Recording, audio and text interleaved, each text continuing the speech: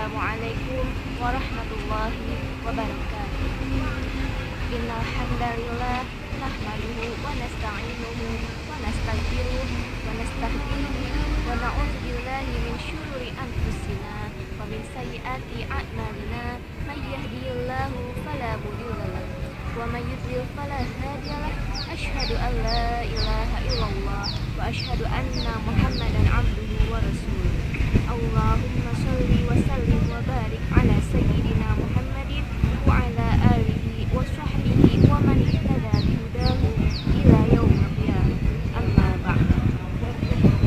Puji serta syukur marilah kita panjatkan kehadirat Allah Subhanahu wa taala yang telah memberikan kita beribu-ribu nikmat. Nikmat iman, nikmat Islam, serta nikmat kesehatan. Sholawat beserta salam semoga senantiasa tercurah limpahkan kepada junjungan alam Nabi besar kita Nabi Muhammad Sallallahu Alaihi Wasallam. Alhamdulillah, pada kesempatan kali ini insya Allah saya akan menyampaikan sebuah tuntunan ajaran Islam yang diperuntukkan bagi pemuda-pemudi yang giat dan bersemangat dalam rangka memakmurkan masjid, menghidupkan dan meramaikan rumah Allah yang ada di muka bumi ini. Ya ikhwan wa akhwat, dewasa ini sering kita lihat masjid-masjid banyak didirikan.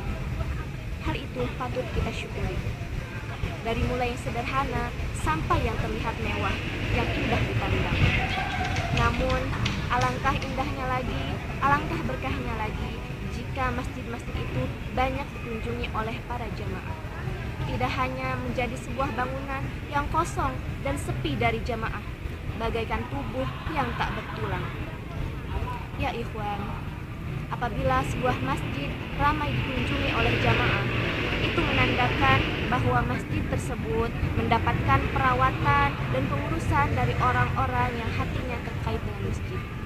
Sebagaimana Allah Subhanahu wa taala telah berfirman di dalam surah At-Taubah ayat 18 yang berbunyi, A'udzu billahi minasyaitonir rajim. Bismillahirrahmanirrahim. Innama ya'muru masajidallahi man amana billahi wal yawmil akhir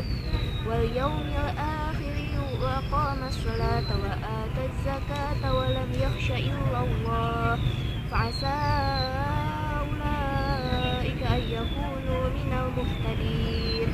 Shadaqallahul azim. Yang artinya hanyalah orang-orang yang memakmurkan masjidlah, yakni orang-orang yang hatinya beriman kepada Allah, yang beriman kepada hari akhir, yang senantiasa melaksanakan sholat, menunaikan zakat, dan tidak takut kepada siapapun kecuali kepada Allah. Maka merekalah termasuk kepada golongan orang-orang yang nantinya akan mendapatkan petunjuk. Ya ikhwan wa akhwat, pertanyaan yang mungkin muncul dalam benak kita, mengapa masjid itu harus dimakmurkan? Pertama, karena masjid itu merupakan tempat beribadah, tempat kita bersujud, menghadapkan diri kita ke hadirat Allah Sang Maha Pencipta. Melihat fenomena banyaknya masjid yang ada di Indonesia ini yang harus kita syukuri.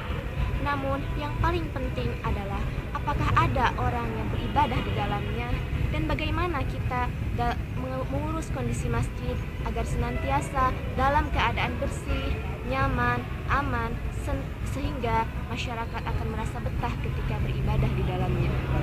Yang kedua adalah karena banyak orang yang berdatangan ke masjid.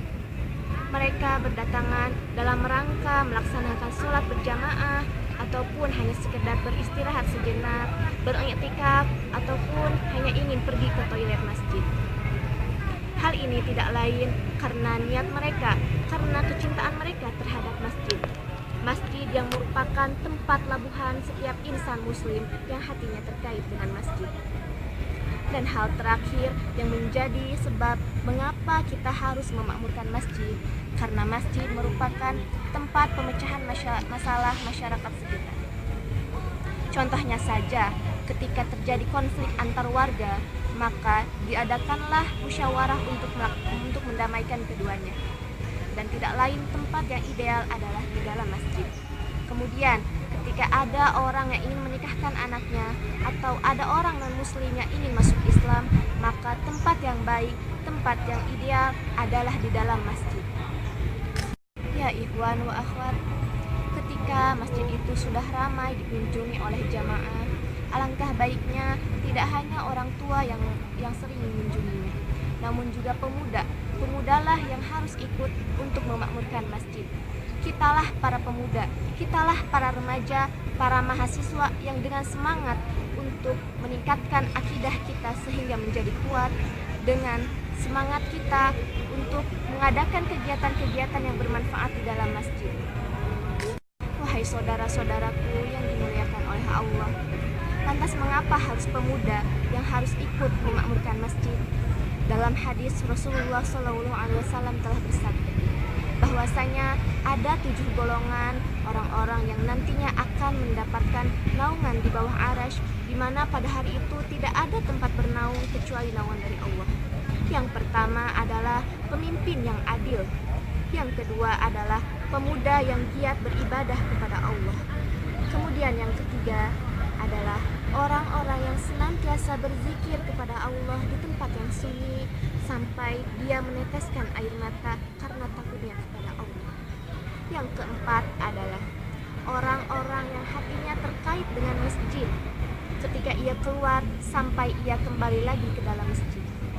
Yang kelima adalah ketika ada orang yang bersedekah secara sembunyi-sembunyi hingga orang-orang di sekitarnya tidak mengetahuinya. Yang keenam adalah 2 orang yang saling mencintai dan ketika mereka berkumpul dan berpisah semata-mata karena Allah Subhanahu wa Ta'ala. Dan terakhir, orang yang akan mendapatkan naungan dari Allah adalah lelaki yang menolak ajakan berbuat mesum dari seorang wanita yang cantik dan ia berkata, aku takut kepada Allah. Hadis riwayat Bukhari Muslim. Ya ikhwan wa akhwat, pemuda yang memiliki potensi, yang memiliki kekuatan lebih dari anak-anak dan orang tualah yang dimaksudkan Rasulullah dalam hadis ini.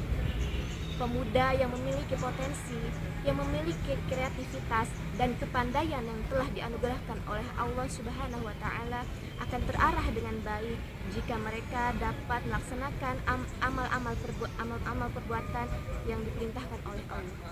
Salah satunya adalah memakmurkan masjid. Contohnya seperti para pemuda ikut berjamaah di dalam masjid ataupun mengikuti majelis-majelis taklim atau hanya sekedar ikut membersihkan halaman sekitar masjid. Ya ikhwan wa akhwat, hal itu tidak akan terwujud jikalau pemuda dalam keadaan fisik yang lemah. Karena itu ada sebuah istilah yang menyatakan bahwa di dalam tubuh yang sehat terdapat jiwa yang kuat. Ya ikhwan wa akhwat, akhirnya semoga kita semua mendapatkan petunjuk dari Allah, mendapatkan kekuatan dari Allah agar kita senantiasa dapat melaksanakan segala perintahnya. Salah satunya adalah memakmurkan masjid, sehingga nanti kita dapat mengembalikan fungsi masjid sebagaimana fungsi masjid ketika dahulu zaman Rasulullah SAW. Mungkin cukup sekian yang dapat saya sampaikan. Mohon maaf atas segala kekhilafan dan kekurangan.